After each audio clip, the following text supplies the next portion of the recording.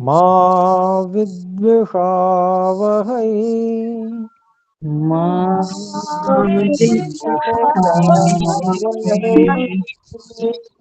ओम शांति शांति शांति।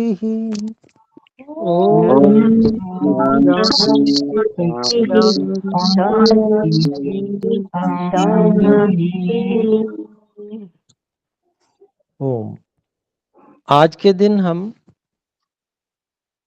श्रीमद् भगवत गीता इस पुस्तक का स्वाध्याय करते हैं और इस पुस्तक में पंचम अध्याय के 17 श्लोकों को हम पढ़ चुके हैं।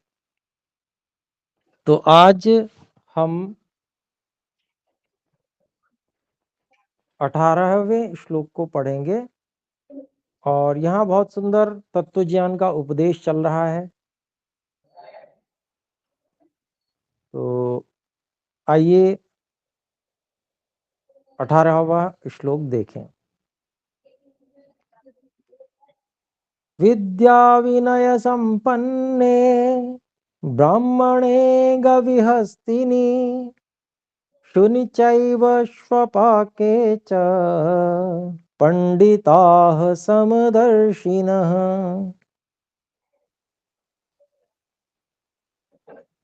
इसके शब्दों को अलग अलग देखते हैं।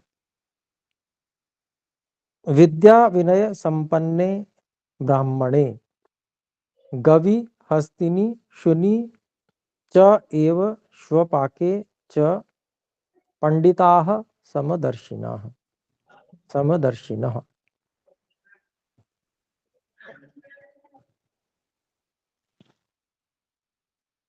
श्रीमान सुरेंद्र जी से निवेदन है, कृपया म्यूट कर लीजिएगा। तो इसका अन्वय इस प्रकार से है। पंडिताः विद्या विनय संपन्ने ब्राह्मणे गवि हस्तिनि शुनि स्वपाके च एव समदर्शिनः भवन्ति।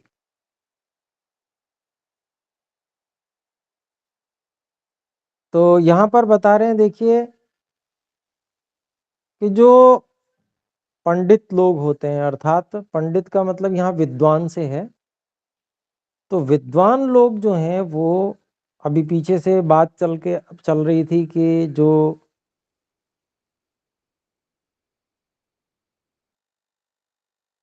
ईश्वर के विषय में बताया कि ईश्वर जो हैं वो ना किसी के पुण्य को ग्रहण करते हैं ना पाप को ग्रहण करते हैं, सबका फल देते हैं।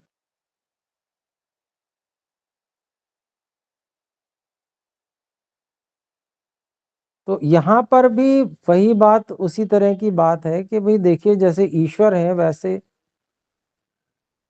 ईश्वर का क्या कार्य है? ईश्वर का कार्य है न्याय करना। तो न्याय करने में फिर वो कौन ऊंचा कौन नीचा कौन इस प्रकार का नहीं देखते, कर्म के अनुसार फल देते हैं। जैसा कर्म वैसा फल, जितना कर्म उतना फल। तो यहाँ भी जो ये विद्वान व्यक्ति है वो भी ईश्वर का अनुकरण करता है। एक दृष्टिकोण हो गया। दूसरा दृष्टिकोण ये हो गया कि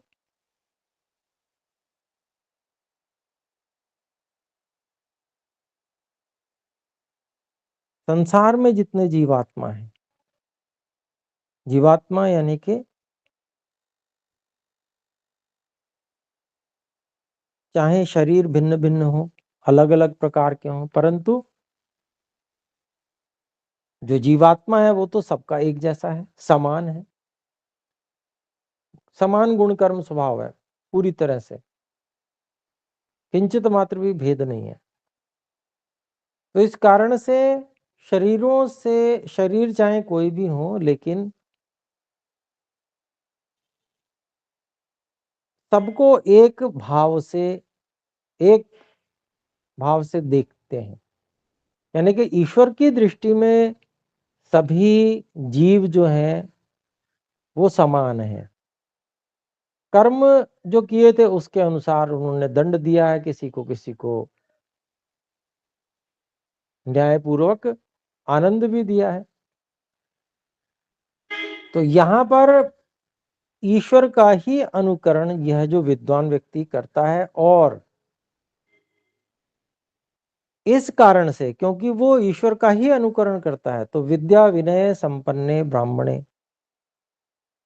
जो विद्या और आचरण, विनय रूप आचरण से संपन्न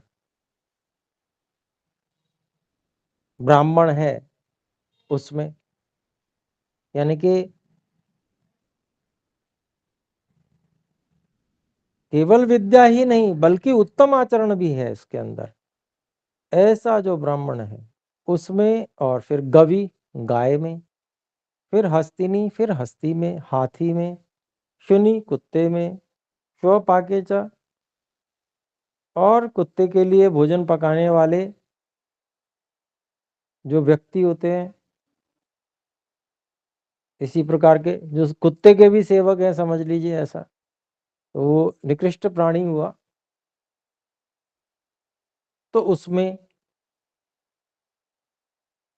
इन सब में, यानी कि इसका मतलब हो गया कि हर प्राणी में, चाहे कोई प्राणी हो, चींटी से लेकर और मनुष्य पर्यंत, सभी प्राणियों में समदर्शिनः, तो ये जो विद्वान लोग हैं वो समदर्शी होते हैं, यानी कि एक समान देखने वाले। जो जीव हैं वो सर्वत्र एक समान ही है, उनको एक समान देखते हैं। तात्विक दृष्टि है ये।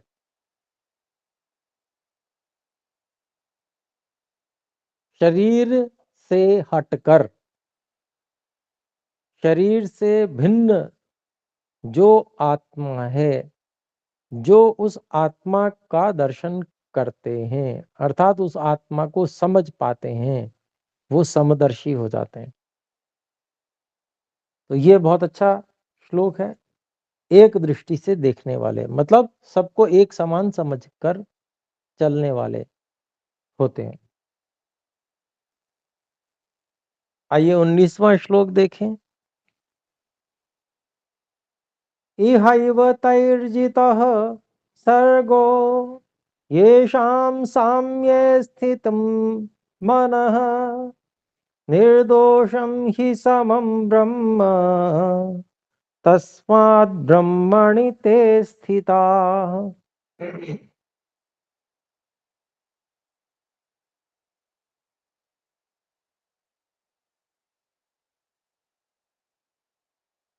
इह एव तैः जितः सर्गः येषां साम्ये स्थितं मनः निर्दोषं हि समं ब्रह्म तस्मात् ब्रह्मणि ते स्थिताः। तो इसका हम अन्वय देखते हैं। येषां साम्ये मन स्थितं तैः इह एव सर्गः जितः,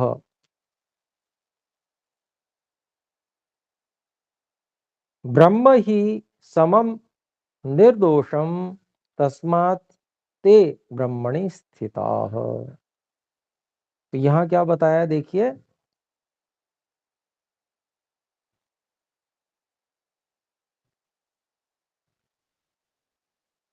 जिनका तो मन समता में लगा हुआ है, यानी कि साम्य में लगा हुआ है, अर्थात सबको एक समान देखने में समझने में लगा है, तो ऐसे लोगों के द्वारा इस जन्म में ही इस संसार को जीत लिया जाता है। संसार को जीत लेते हैं क्योंकि प्रत्येक प्राणी को एक समान देखते हैं। अब हमने देखा, जैसे मान लीजिए मनुष्यों से तो सामान्य व्यक्ति व्यवहार करना समझ जाता है कि ये व्यक्ति क्या चाह रहा है, आंखों को देखता है व्यक्ति सामने वाले व्यक्ति को, और ये किस स्थिति में है, तो थोड़ा बहुत पहचान आ जाता है व्यक्ति को उसके हाव भाव चाल ढाल इत्यादि से। लेकिन अन्य प्राणियों के प्रति सामान्य व्यक्ति इतना ध्यान देता नहीं है। अगर जैसे मनुष्यों के विषय में जानते हैं, ऐसे ही अन्य पशु पक्षियों के आंखों में देखकर उसकी जो थोड़ा अध्ययन कर लिया जाए तो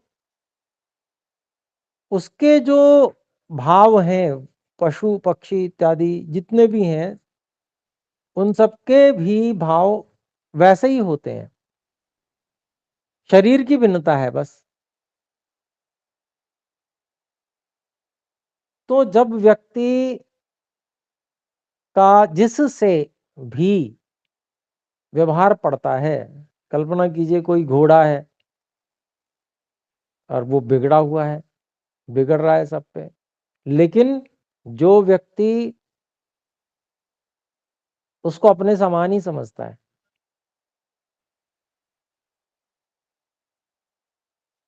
वो उससे मित्रता कर लेगा। ऐसा देखा भी जाता है कि बहुत सारे लोग होते हैं किसी घोड़े को नियंत्रण में नहीं कर पाते हैं, लेकिन एक व्यक्ति कर लेता है। तो आखिर उसमें कौन सा गुण है जो कर लेता है? ठीक इसी प्रकार से अन्य पशु पक्षियों, हाथी के विषय में भी रहता है, और भी जो पशु पक्षी हैं उनके विषय में, जो हिंसक पशु नहीं है उनके उनके अलावा जितने हैं, क्योंकि हिंसक पशुओं का तो स्वभाव ही है कि वो अगर भूखे होंगे तो मार खाएंगे। तो अन्य जो सामान्य पशु जो सामान्य रूप से हानि नहीं पहुंचाते हैं, वो सब इस प्रकार से अर्थात उनके भावों को समझकर, उनके साथ सहानुभूति रख के और उनके साथ वैसा व्यवहार करके उनसे मित्रता का व्यवहार किया जा सकता है। तो जिसने ऐसा करना सीख लिया वो सारे संसार को जीत लेगा, क्योंकि वो सबके साथ समान न्याय निष्पक्ष भाव से करता है, पक्षपात नहीं करता है, न्यायपूर्ण ढंग से, मन भी उसका वैसा ही पवित्र होता है। तो मन के भाव जो हैं वो चेहरे और हाव भाव में आते हैं। तो दूसरे जो पशु पक्षी होते हैं वो भी व्यक्ति के हाव भावों को समझते हैं, तो इसलिए वो इसी जन्म में संसार को जीत लेता है। फिर अगली बात कही, ब्रह्म ही समम निर्दोषम। लेकिन एक बात है कि भाई चाहे संसार कितना भी, संसार के जो प्राणी हैं उनके प्रति कितना भी व्यक्ति समदृष्टि रख ले, लेकिन वहां कुछ ना कुछ दोष, संसार में तो कुछ ना कुछ दोष है ही। 100% निर्भय नहीं रहा जा सकता है संसार में।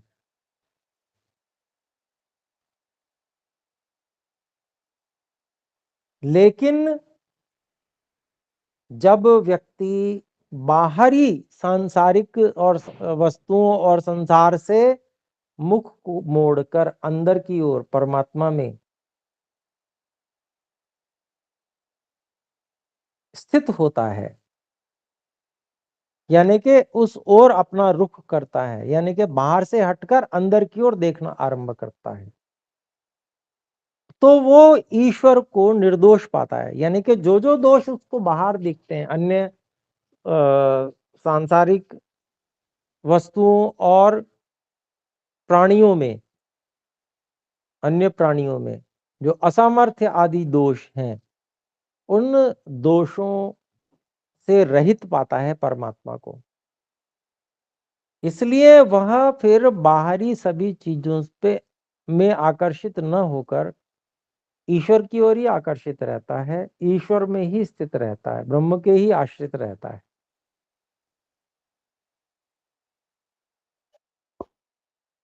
तो आइए 20वां श्लोक देखते हैं।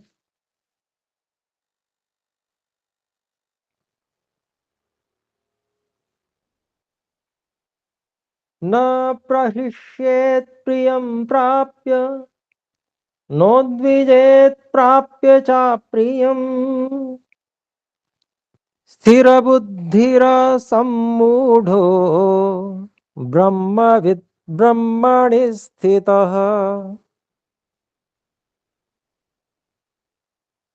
न प्रहृष्येत् प्रियं प्राप्य न उद्विजेत न उद्विजेत प्राप्य च अप्रियम। स्थिर बुद्धि असम्मूढ़ः ब्रह्मविद् ब्रह्मणि स्थितः। ये शब्द अलग अलग कर लिए हमने और अब इसका अन्वय देखते हैं। ब्रह्मवित् स्थिर बुद्धि असम्मूढ़ः ब्रह्मणि स्थितः प्रियं प्राप्य न प्रहृष्येत् अप्रियं प्राप्य च न उद्विजेत।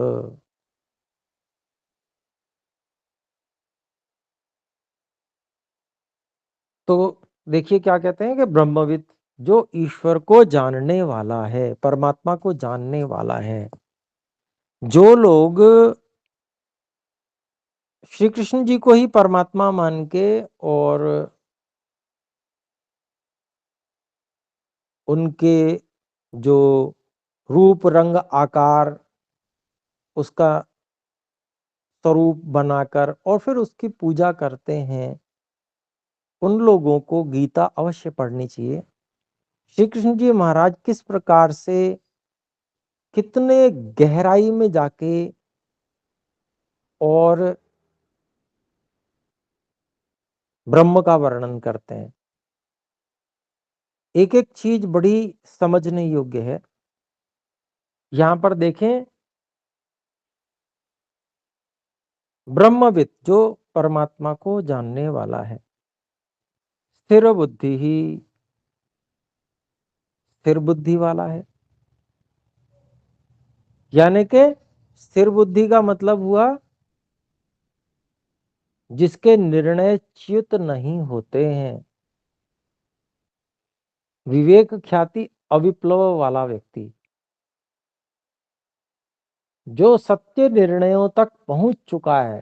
सारे के सारे जितने भी संकल्प विकल्प उठाने हैं, जितने भी ऊहापोह करनी है, सब करने के बाद में सत्य निर्णय को प्राप्त कर चुका है, वो स्थिर बुद्धि होता है।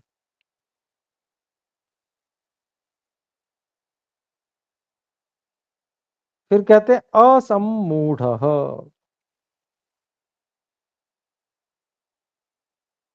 ऐसा व्यक्ति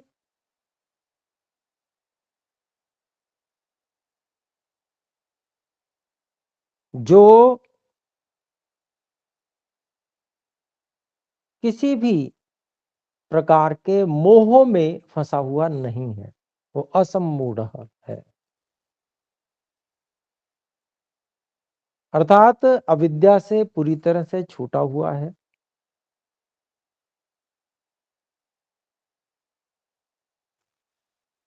फिर आगे कहते हैं ब्रह्मणि स्थितः, और परमात्मा में स्थित है। अब असमूढ़, मूढ़ मतलब जो अविद्या में फंसा हुआ है। अविद्या के अविद्या का स्वरूप महर्षि पतंजलि बताते हैं, अनित्या शुचि दुखनात्मसु नित्य शुचि सुखात्म ख्यातिर अविद्या। जो अनित्य को नित्य समझता और नित्य को अनित्य, जो अशुद्ध को शुद्ध समझता और जो शुद्ध है उसको अशुद्ध, जो दुख रूप है उसको सुख रूप समझता और जो वास्तव में आनंद स्वरूप उसको समझता ही नहीं।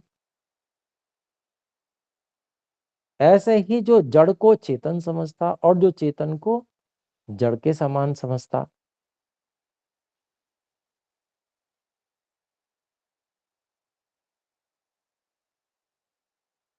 वो सम्मूढ़ है। इसके विपरीत जो बिल्कुल यथार्थ रूप में सब कुछ समझता है, वो असम्मूढ़ है। यानी कि अविद्या से मुक्त है, वो जो मूढ़ता से विमुक्त है पूरी तरह से। और ब्रह्मणि स्थितः, वो परमात्मा में स्थित होता है, परमात्मा को ठीक ठीक जानता है और परमात्मा में स्थित रहता है। क्यों स्थित रहता है? क्योंकि सबसे महत्वपूर्ण है ही ईश्वर, ब्रह्म ही सबसे अधिक महत्वपूर्ण है। सारा का सारा संसार, जितना कुछ हम दृश्य अदृश्य जो कुछ भी हम अनुभव करते हैं, इसमें से अगर एक ईश्वर तत्व हटा दें, उसका हटने का तो वैसे प्रश्न ही नहीं है, क्योंकि ईश्वर तो सर्वव्यापक है, लेकिन कर्तृत्व हटा दें तो कुछ बचने वाला ही नहीं है।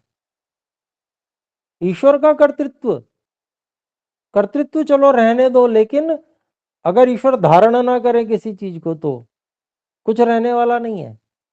प्रतिक्षण धारण किया हुआ है।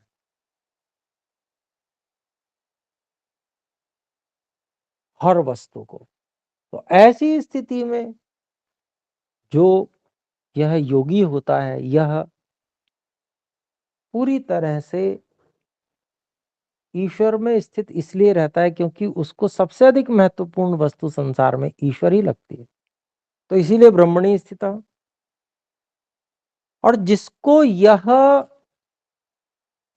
ईश्वर को ही सर्व अनुकूल, सबसे अधिक श्रेष्ठ और सबसे अधिक महत्वपूर्ण समझना आ गया, फिर आगे वाली पंक्ति में तो उसके लिए रहा है क्या?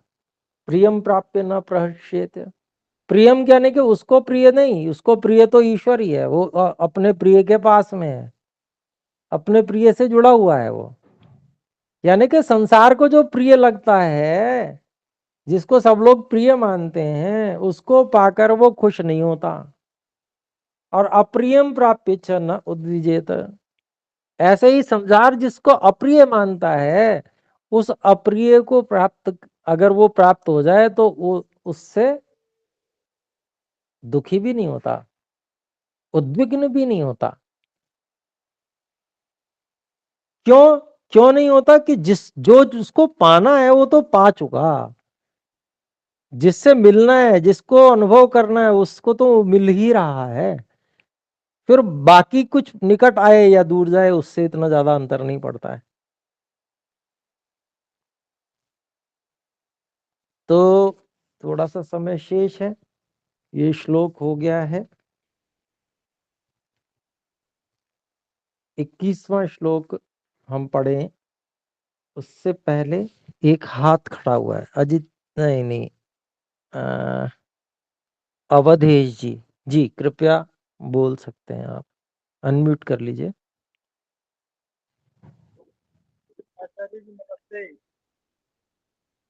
जी नमस्ते, थोड़ा जोर के बोलिए। आचार्य जी, मैं भारतीय सेना में हूँ और आपकी क्लास जुड़ने से बहुत अच्छे ज्ञान की बातें मिल रही हैं और आपका आभार व्यक्त करता हूँ। अच्छी, धन्यवाद। ये केवल इतने मात्र के लिए कृपया हाथ ना खड़ा करें, और ये आपका जो भाव है वो मुझे वैसे भी मिल जाता है। बहुत धन्यवाद। तो आइए थोड़ा सा एक श्लोक और पढ़ लेते हैं। 21वां श्लोक है, बाह्य स्पर्शेष्वसक्तात्मा विन्दत्यात्मनि यत् सुखम स ब्रह्मयोग युक्तात्मा सुखमक्षयमश्नुते।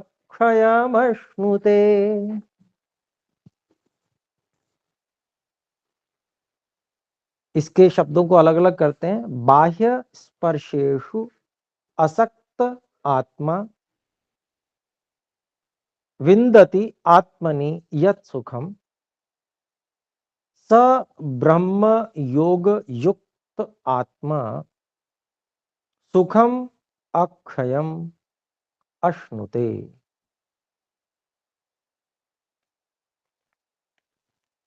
और इसका हम अन्वय पढ़ते हैं। बाह्य स्पर्शेषु असक्त आत्मा आत्मनि यत् सुखम विन्दते सह ब्रह्म योग युक्त आत्मा अक्षयम सुखम अश्नुते। बहुत सुंदर श्लोक है। बाह्य स्पर्शेषु असक्त आत्मा, स्पर्श को सबसे प्रधान माना गया है इंद्रियों में। जिसमें सबसे ज्यादा आसक्ति व्यक्ति की रहती है और सबसे कठिनाई से छूटती है, तो बाकी सारी जितने भी इंद्रियां हैं उन सबको यहां पर ग्रहण कर लेंगे, रूप रस गंध स्पर्श शब्द सब कुछ। तो बाहरी जितने भी इंद्रियों के भोग हैं उनमें जो आसक्ति वाला नहीं है, असक्त मतलब जिसकी आसक्ति नहीं है, लग गया यहां पर। तो ऐसा जो जीवात्मा है या योगी है, आत्मनि यत् सुखम विंदते, वो आत्मा में जिस आनंद का अनुभव करता है, सह वह ब्रह्म योग युक्त आत्मा, ब्रह्म से और योग से युक्त जो आत्मा है, ब्रह्म परमात्मा, योग यानी के समाधि, योगः समाधि अर्थात एकाग्र और निरुद्ध अवस्था में जो समाधि होती है वो योग कहलाती है। तो ऐसे योग से युक्त जो आत्मा है, अक्षयम सुखम अश्नुते, अक्षय सुख को प्राप्त करता है, यानी कि जो क्षीण न होने वाला है, जो समाप्त न होने वाला है, निरंतर जो आनंद प्राप्त होता है उस आनंद को प्राप्त करता है। और कहां प्राप्त करता है? आत्मनि, आत्मा में। और जो लोग शरीर को ही आत्मा समझते हैं उनको ये कभी समझ में ही नहीं आएगा कि श्लोक में श्री कृष्ण जी कह क्या रहे हैं, क्योंकि वो शरीर को ही आत्मा समझ रहे हैं, अपने शरीर को ही अपने अपना स्वरूप समझ रहे हैं। तो वो कहां पर शरीर में कहां पर वो सुख मिलेगा पता नहीं है। शरीर में तो बहुत सारे स्थान है, लेकिन शरीर में एक स्थान पर हम स्वयं, जहां से हम मैं हूं की अनुभूति करते हैं, यहां पर हम स्वयं हैं। और हम जहां स्वयं हैं सूक्ष्म स्वरूप है, अत्यंत सूक्ष्म, और वहीं पर हमको परमात्मा का आनंद, क्योंकि ईश्वर तो सर्वव्यापक है। अब लोग कहते हैं कि वो तो बाहर भी मिल जाएंगे। भाई बाहर तब मिल जाएं जब हम भी वहां पर हों, हम तो वहां है नहीं। आंखों से इंद्रियों से देख रहे हैं बाहर की ओर, तो हम वहां पर पहुंच गए क्या? नहीं पहुंचे, हम अंदर ही हैं, शरीर के अंदर ही हैं। तो जहां हम हैं वहीं पर ईश्वर की प्राप्ति होने वाली है, वहीं ईश्वर का आनंद मिलने वाला है, ब्रह्म की प्राप्ति होने वाली है। इस बात को नहीं समझने से सारी दुनिया में भटकाव हो रहा है। और ये भटकाव जो लोग समझदार लोग हैं वो भी अपने स्वार्थ की पूर्ति के लिए लोगों को भटकाने में लगे हुए हैं। ये एक बड़े दुख का विषय है। दुख स्वयं नहीं लेकिन अन्यों के लिए, कि जो लोग भटक रहे हैं उनको नहीं भटकना चाहिए, उनको थोड़ा और विचार करना चाहिए। तो आइए अब विराम करते हैं, समय अधिक हुआ। एक बार हम सब मिलकर ओम का उच्चारण करें। ओम।